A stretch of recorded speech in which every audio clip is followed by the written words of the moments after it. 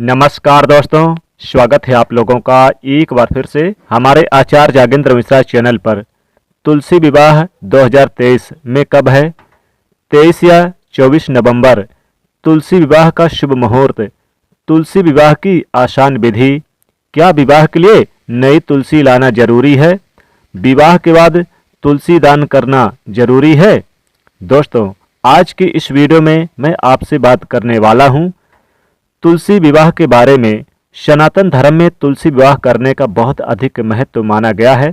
कार्तिक मास के देव उठनी एकादशी के दिन जब भगवान श्री हरि विष्णु जी योग निद्रा से जागृत अवस्था में आते हैं तो भगवान श्री हरि विष्णु जी के शालिग्राम स्वरूप के साथ तुलसी जी का विवाह संपन्न कराकर और उसके बाद जो भी शुभ और मांगलिक कार्य रुके हुए होते हैं उन सब का प्रारंभ हो जाता है। क्योंकि आषाढ़ मास की देव शनि एकादशी से और देव उठनी एकादशी जो कि कार्तिक मास के शुक्ल पक्ष में आती है, वह 4 महीने तक सनातन धर्म में किसी भी प्रकार के शुभ और मांगलिक कार्य नहीं किए जाते।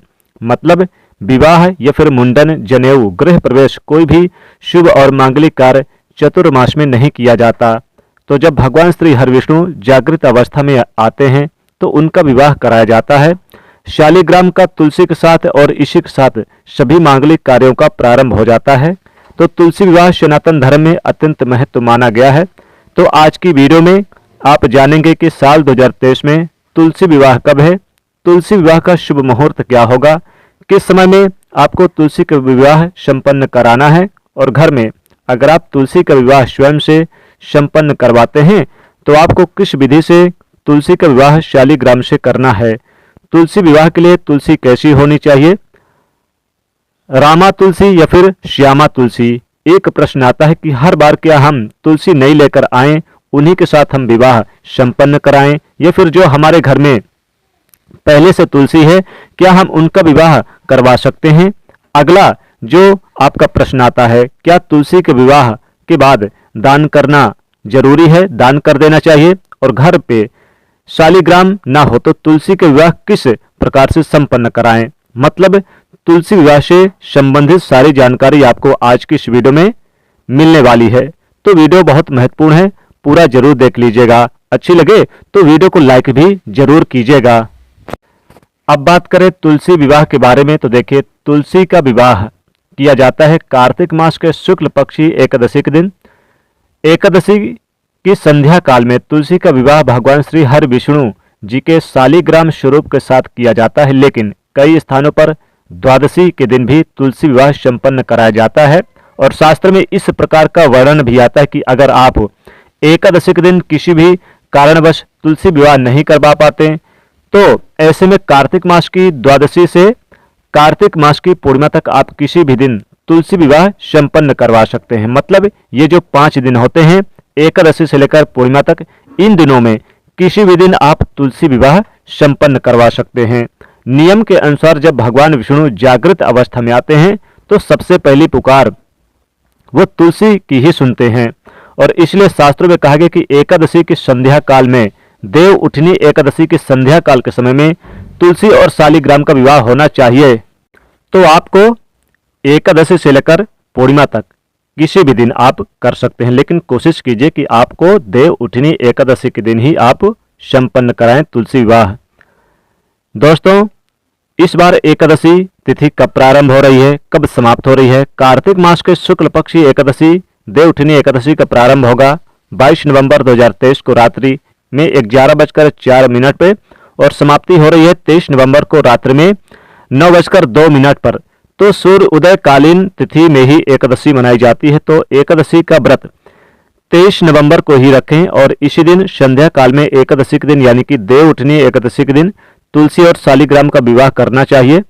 अब बात करें तुलसी विवाह के शुभ मुहूर्त के बारे में तो देखिए, संध्या काल में प्रदोष काल के समय तुलसी का विवाह एकादशी के दिन या फिर द्वादशी के दिन संपन्न करना चाहिए।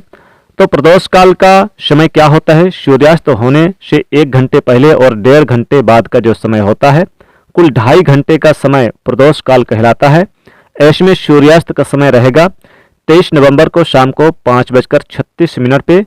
तो विवाह का शुभ मुहूर्त रहेगा प्रदोष काल 4:36 से शाम को 7 बजे तक।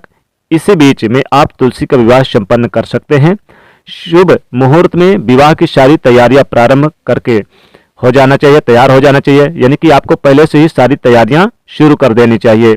और जब शुभ मुहूर्त आए तो पूजा पाठ करें। तो शाम के समय प्रदोष काल से पहले आप स्नान कर लीजिए।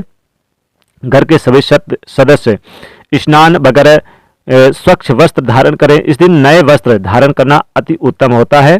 पति पत्नी दोनों बैठकर कन्यादान इसी दिन होना चाहिए और इसी दिन अपने सामर्थ्य के अनुसार ब्राह्मण को दान करें। अगर आप ब्राह्मण से पूजा करवा रहे हैं, तुलसी विवाह करवा रहे हैं, तो ब्राह्मण को दान करें और तुलसी विवाह संपन्न करके तुलसी ब्राह्मण को दान कर दें। तुलसी विवाह करने के बाद अगर आप किसी ब्राह्मण के द्वारा तुलसी विवाह संपन्न करवाते हैं तो कन्यादान के बराबर आपको फल मिलता है। जिनके कन्या नहीं है, जिनकी बेटियां नहीं है, वो कन्यादान का फल प्राप्त करना चाहते हैं तो इसी प्रकार से आपको तुलसी विवाह संपन्न करवाना चाहिए, यानी कि किसी पंडित योग्य ब्राह्मण को बुलाकर उनसे आप पूजा पाठ करा लें। लेकिन सब लोग चूंकि ऐसा नहीं कर पाते हैं, ब्राह्मण को नहीं बुला पाते और पूजा पाठ नहीं कर पाते, तो ऐसे में आप अपने घर पर आप स्वयं तुलसी का विवाह संपन्न करवा सकते हैं। परिवार के सभी सदस्य इकट्ठा होकर तुलसी की परिक्रमा करें। फेरों की सारी तैयारियां करके उसी प्रकार से की जाती है जैसे कि जिस स्थान पर आपको तुलसी का विवाह संपन्न करना है उस स्थान को अच्छे से साफ कीजिएगा, अच्छे से सजा लीजिएगा। उसके बाद उस स्थान पर मंडप बनाकर 2 चौकी विराजित कर लीजिए। चौकी पर आपको लाल और पीले रंग का वस्त्र बिछाना है। उसी पर आपको एक तुलसी का यानी कि तुलसी का पौधा विराजित करना है। दूसरी चौकी पर शालिग्राम विराजित करेंगे। फिर वहीं बैठकर तुलसी की विधि विधान से पूजा होगी। हल्दी की एक रस्म होती है, पहले हल्दी चढ़ाई जाती है, फिर मेहंदी लगाई जाती है, श्रृंगार अर्पित किया जाता है। सारी वस्तु जो भी श्रृंगार की वस्तुएं हैं सभी अर्पित कर दे। फिर विधि विधान से तुलसी और शालिग्राम भगवान का विवाह किया जाता है। तुलसी विवाह के दिन तुलसी को सिंदूर अर्पित किया जाता है, लाल चुनरी अर्पित की जाती है, यज्ञोपवीत भगवान शालिग्राम को अर्पित किया जाता है, पीले वस्त्र भगवान शालिग्राम को अर्पित किए जाते हैं। मतलब दूल्हा और दुल्हन के रूप में शालिग्राम और तुलसी का विवाह संपन्न करके और मंगल गीत गाए जाते हैं। इसका बहुत अधिक पुण्य फल प्राप्त होता है। ऐसा कहा जाता है कि तुलसी का विवाह जो भी करवाता है उसकी समस्त मनोकामनाएं माँ तुलसी और शालिग्राम की कृपा से पूर्ण होती है। दाम्पत्य जीवन में अगर आपकी परेशानी है तो आपको प्रत्येक वर्ष तुलसी विवाह संपन्न करना चाहिए। देवउठनी एकादशी के दिन घर में मांगलिक कार्य रुके हुए हैं, बच्चों की शादियां रुकी हुई है या फिर कोई भी शुभ कार्य आपके घर में नहीं हो रहा, इसका मतलब है कि पितृदोष आपके घर में विराजित है या फिर वास्तु दोष है, मंगल दोष है, शनि दोष है, तो आपको तुलसी विवाह प्रत्येक वर्ष जरूर करनी चाहिए।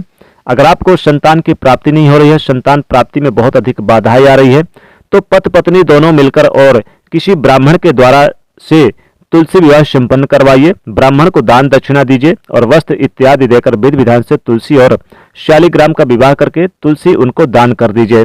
इस विधि से आप विवाह करवाते हैं तो तुलसी का जो कृपा है वो तो मिलेगा।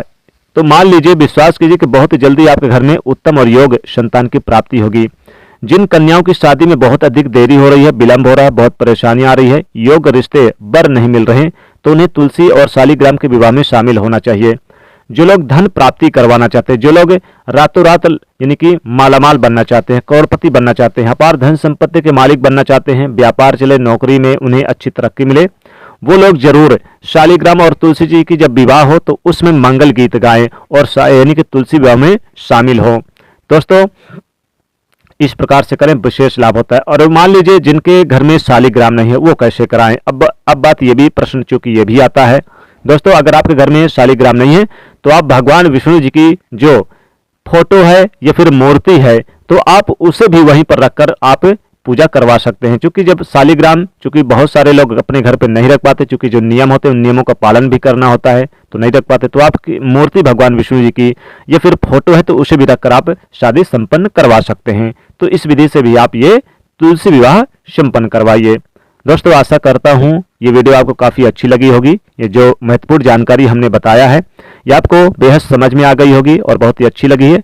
तो दोस्तों, इस वीडियो को आप लाइक जरूर कर दीजिएगा और दोस्तों को भी ज्यादा से ज्यादा शेयर कर दीजिएगा और कमेंट में लिखेगा जय मां लक्ष्मी, जय मां तुलसी।